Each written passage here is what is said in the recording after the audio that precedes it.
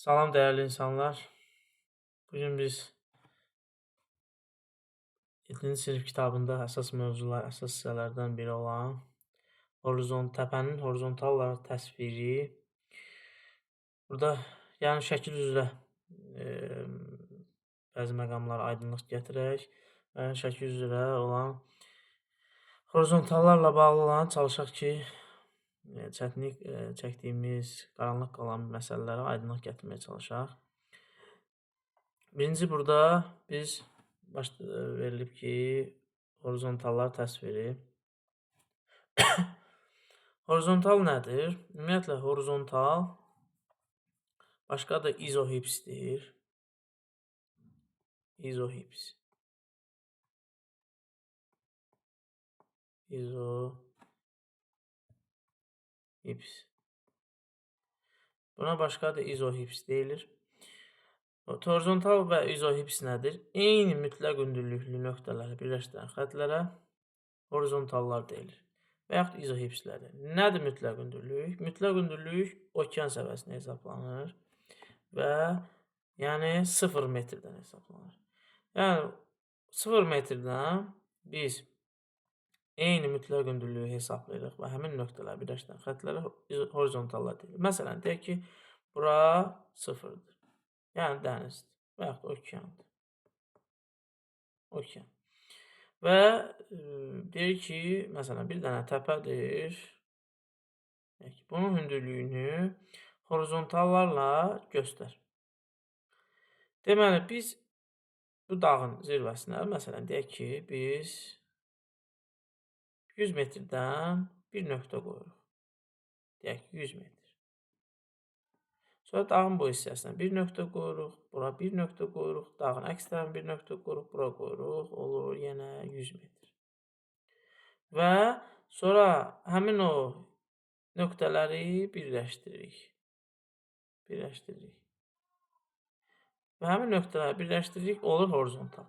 Sonra yenə 100 metrdən, bir dənə də 100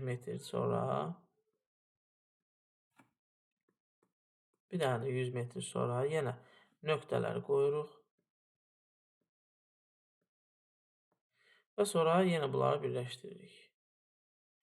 Yenə gəlirik, yenə 100 metrdən, məsələn, deyək ki, yenə bu nöqtələri qoyuruq. Bunları birləşdiririk. Və sonda baxırıq ki, 100 metr yoxdur. Və sonda da ən nöqtə 100 metr yoxdur. Burada yazırıq, məsələn, deyək ki, 350 metr. İndi deyir, bu təpəni biz horizontallarla necə göstəririk? Məsələn, biz 100 metrdən bir qalxdıq, eyni nöqtələri birləşdirdik.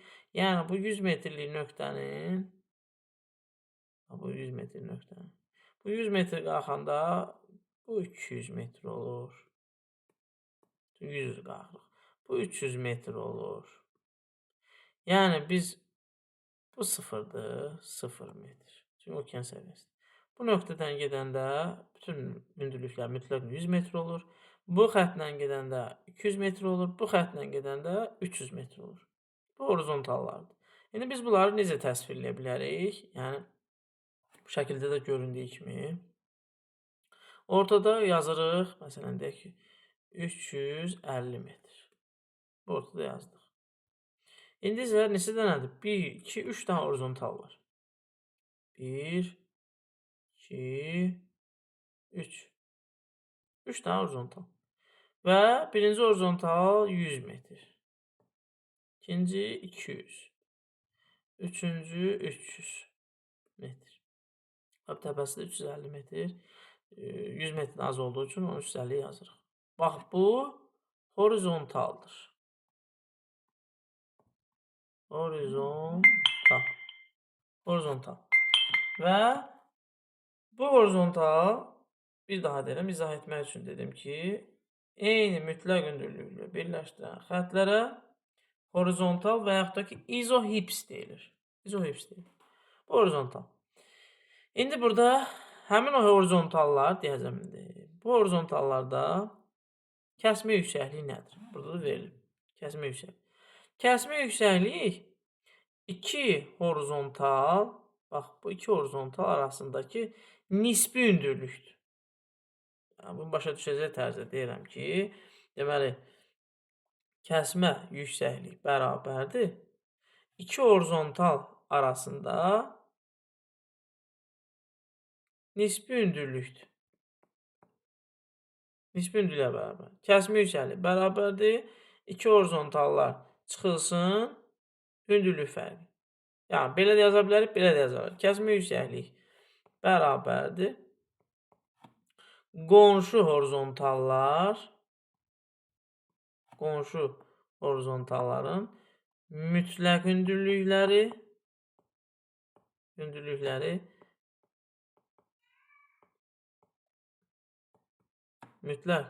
hündürlükləri fərqi. Kəsmə yüksəklik qonşu horizontalların mütləq hündürlükləri arasındakı fərq. Bu olur kəsmə yüksəklik. Bax bu. Deməli, kəsmə yüksəkliyi bərabərdir. Buradan biz kəsmə yüksəklik tapsaq 200 metr çıxılsın 100 metr. Bərabərdir 100 metr. Deməli, bizim kəsmə yüksəkliyimiz neçə metrdir? 100 metrdir. Yəni, iki horizontal, qonşu horizontalların mütləq hündürlükləri fərqi kəsmə yüksəklikdir. Və kəsmə yüksəklik, bu fərq də nisbi hündürlükdür. Nədir nisbi hündürlük? Nisbi hündürlük isə iki məntəqə arasındakı hündürlük fərqi.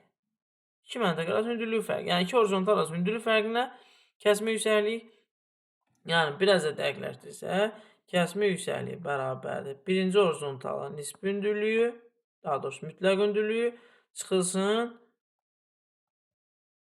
İkinci horizontalın mütləq hündürlüyü. Bu kəsmə yüksəklik. Və kəsmə yüksəklik, yalnızca saxlayın. Həmişə həmin horizontala, bax bu horizontala qalıqsız bölünür. Yəni, qalıqsız bölünür. Gəlin baxaq. 100 bölünür, 200, 300 bölünür. Qalıqsız bölünür. Yəni, horizontalın qiyməti kəsmə yüksəkliyə qalıqsız bölünür. Bu da aydın. Sonra növbəti berikştrik nədir? Burada da yazılıb.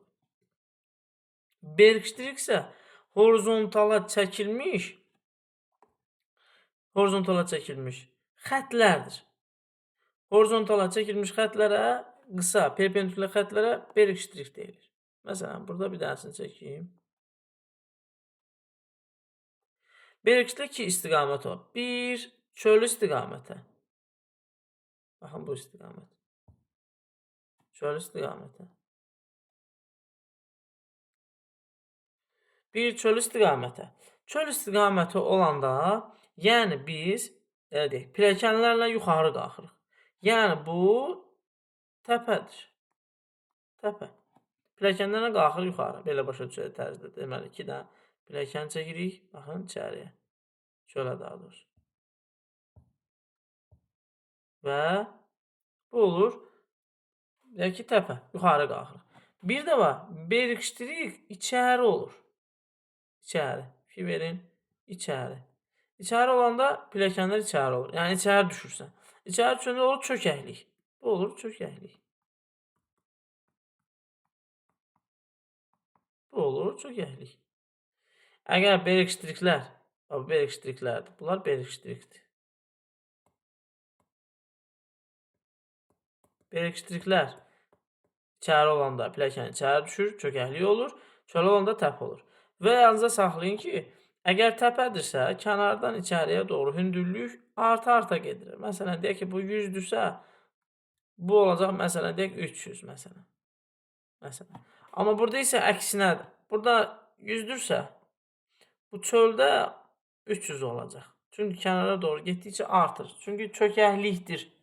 Və həm də ki, berikştriklər çayın axma istiqaməti, yəni səth axının istiqamətini də göstərir. Əgər təpədirsə, çay kənardan mərkəzdən kənara doğru gedəcək.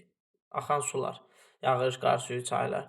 Əgər çökəklikdirsə, axın istiqaməti çöldən içəriyə doğru. Çünki çökəklikdir. Sonra bu horizontallarda bir şey də var. Əgər biz burada baxsaq, berikştriklər, daha doğrusu horizontallar sıxdırsa, burada görün çəkək üfüqün cəhətlərini. Ora daha dikdir. seyr etsə daha az meyllidir. Məsələn, qərb istiqamətə baxsaq, burada bir üfüqün cəhətlərini çəksək, qərb istiqamətə. Qərb istiqamətə görürsünüz, bir horizontal arasında məsafə çoxdur.